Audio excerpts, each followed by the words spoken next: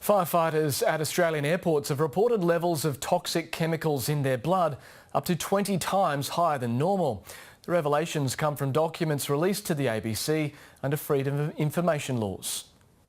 At airports across the country, Air Services Australia is charged with providing safe and secure services to the aviation industry. But its commitment to those working on tarmacs is under scrutiny after internal documents revealed some workers had high levels of a toxin used in firefighting foam. You just feel like you're used and abused in a way. We like to go to work, we all like to go home, but we like to do it safe. The documents, obtained under Freedom of Information, reveal Air Services tested 150 airport firefighters 5 years ago.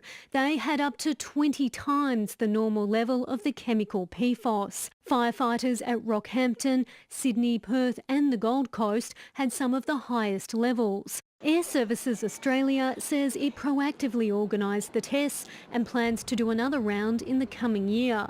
Environmental engineer Associate Professor Robert Niven has likened the exposure to the asbestos disaster.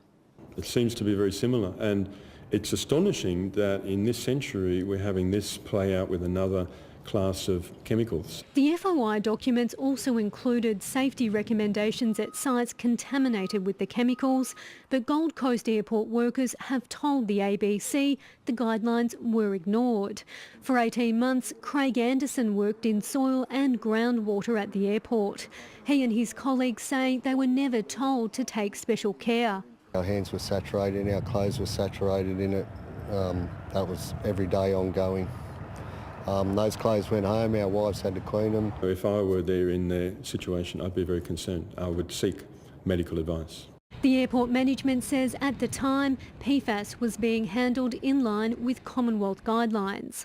The Australian government says there's no consistent evidence that exposure causes adverse health effects. But an expert panel it engaged on the issue found links between the chemicals and some conditions.